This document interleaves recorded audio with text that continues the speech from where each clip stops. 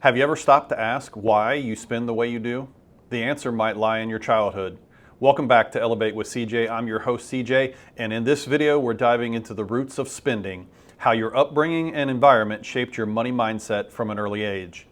As children, we're sponges. We absorb not just what people say about money, but how they behave with it. If your parents lived paycheck to paycheck, you may have picked up a scarcity mindset, always worried about not having enough.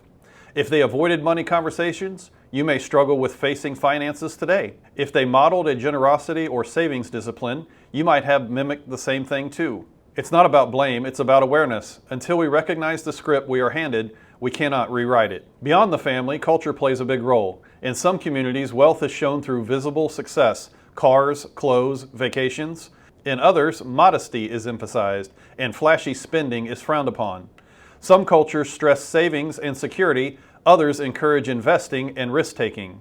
Think about the shows you watched growing up, the church messages you heard, or the friends you hung out with.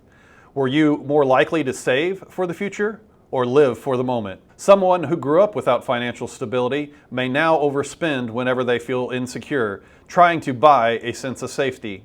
Another person might hoard money, terrified of spending a dime, even on things they need, because their childhood was filled with lack.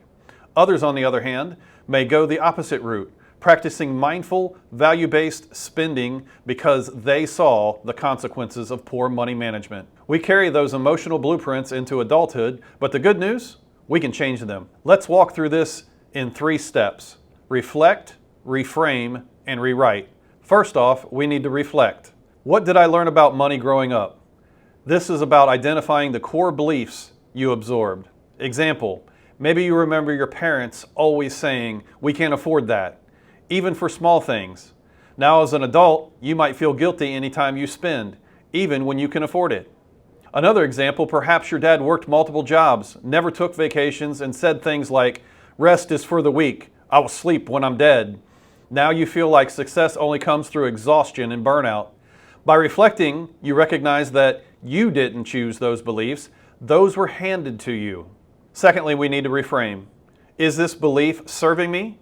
Now that you've identified a belief, ask this question: is it helping me live a healthy, purpose-driven life? Example, if you grew up thinking spending money is irresponsible, reframe it to this: investing in my health, growth, or family is wise stewardship, not waste. Or if your belief was money is always tight, you could reframe it to God is my provider and I can manage resources with faith and wisdom. Reframing means choosing truth over fear, abundance over anxiety. Lastly, we need to rewrite.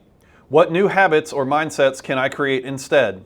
Now it's time to act. This is where your life actually starts to shift.